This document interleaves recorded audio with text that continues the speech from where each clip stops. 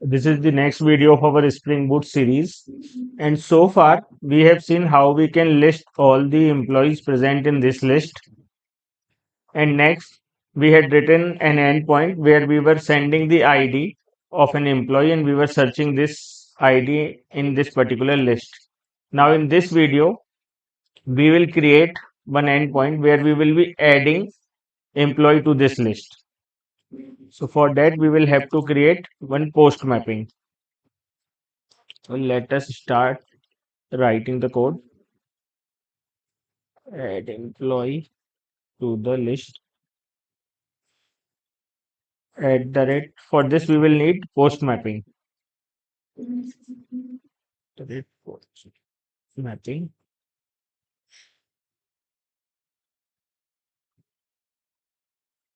The URL for this will be add employee.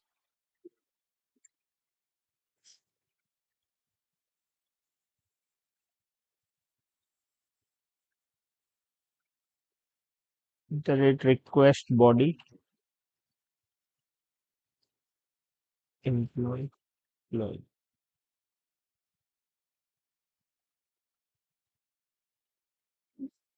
When we make use of this request body, what happens is whatever you will send as a request, Spring Boot will automatically convert that JSON into employee object. You don't have to do anything. So what we will do here, we will do employees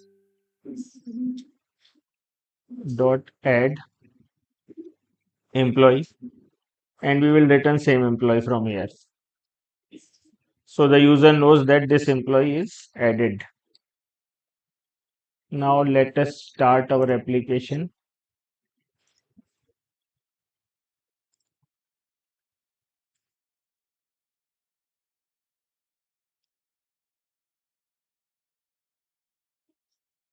You see here, what you will have to do, you will have to go to body and select JSON from this list, and then you will have to write a JSON like this. Now when I click on send, see, we are getting the response. That means this user got added to our list. Now we will go and see our list all employees.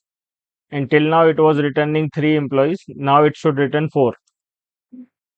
1, 2, 3, 4. Now let us try to add one more. We'll change ID to 5.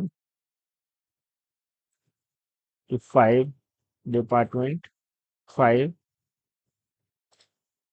C. Now let us try to list all the employees again. Till now it was showing 4. Now it should show 5.